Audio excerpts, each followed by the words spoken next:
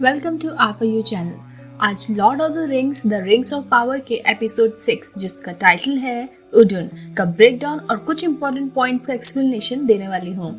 इस एपिसोड में फाइनली हमें क्लाइमेक्स दिखते हुए नजर आ रहा है और साथ ही हमें साउथलैंड की स्टोरी लाइन एक दूसरे से इन्वॉल्व होती हुई भी दिख रही है। इस एपिसोड से ऐसा लगता है कि Amazon प्राइम अपनी ऑडियंस को वापस अपनी तरफ खींचने में कामयाब होगी। जैसे कि प्रीवियस एपिसोड में हम कभी भी किसी पर्टिकुलर रीजन या कैरेक्टर में फोकस नहीं थे, वहीं इस एपिसोड में सारा फोकस जाता है एरंडिर, एडार, ब्रॉडविन और साउथलैंड को। एपिसोड स्टार्ट करने से पहले अगर आप लास्ट एपिसोड का रिफ्रेशर चाहते हैं या फिर आपने अभी तक लास्ट के सारे एपिसोड्स नहीं देखे हैं तो पहले उन्हें मेरे चैनल पर जरूर चेकआउट करिएगा। तो स्टार्ट करते हैं आज का एपिसोड जहां एरंडिर और बाकी की ह्यूमंस अभी भी साउथलैंड के मीनार में छुपे हुए हैं। वो लोग यहाँ एडार और ओक्स की आर्मी का वेट कर रहे हैं।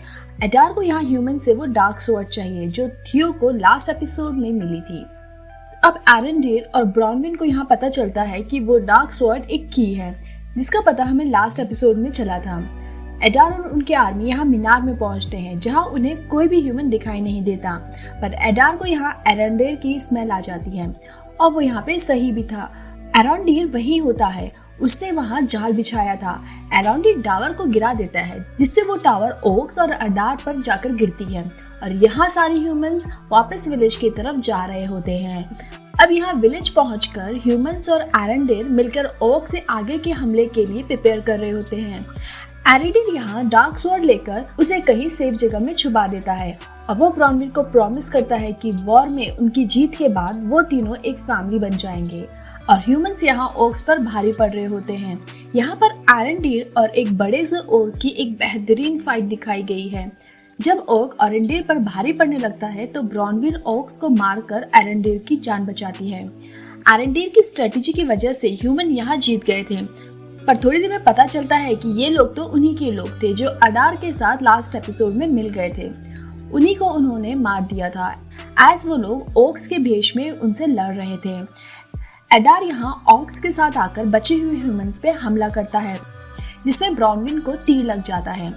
अब एडार ब्रॉडविन को मारने की धमकी देता है जिससे डरकर थियो सॉर्ड की लोकेशन एडार को बता देता है और वो सॉर्ड को एडार को दे देता है।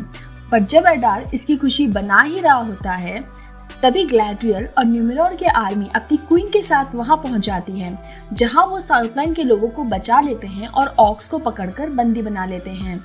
एडार यहां से भाग निकलता है पर ग्लैड्रियल और हॉलबैंड उसका पीछा करते हैं और आखिरकार उसे भी डार्क स्वॉर्ड के साथ पकड़ लेते हैं और एडार को भी बंदी बनाकर रख दिया जाता है।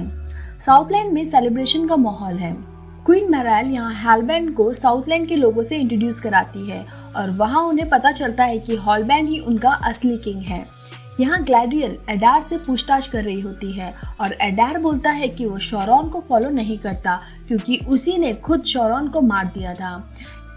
यहाँ एडार का सच भी पता चलता है कि वो एक ऐसा एल्फ है जिसे मॉर्गॉथ ने एक घिनौने और डार्कर फॉर्म में कन्वर्ट कर दिया था जिसे मोरियोंडर, सन ऑफ डार्क या फिर फर्स्ट ऑर्क भी कहते हैं।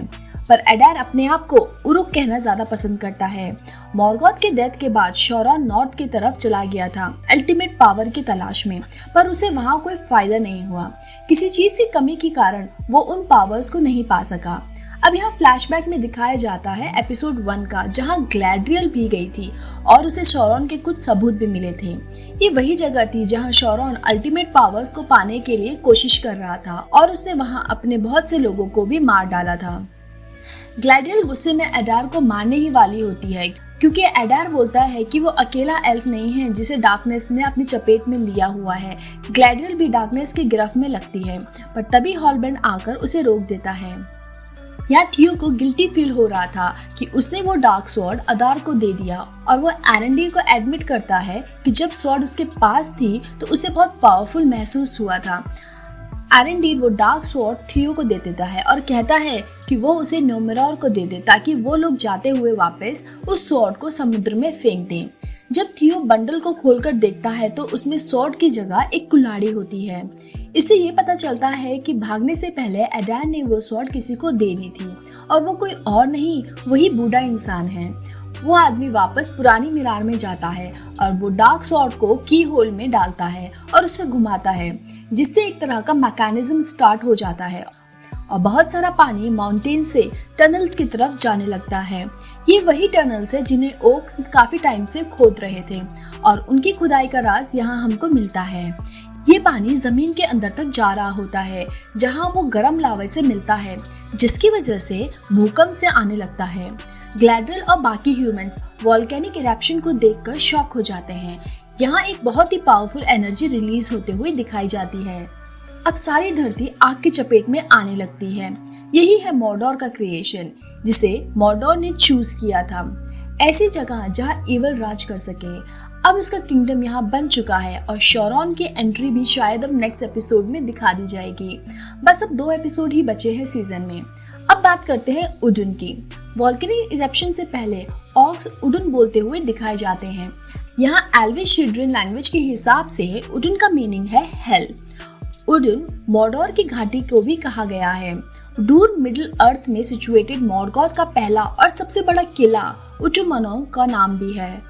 वॉल्केनिक इरप्शन से घातक गैस के बादल पूरे गांव में हेल को धरती में लेकर आते हुए दिखाई देते हैं।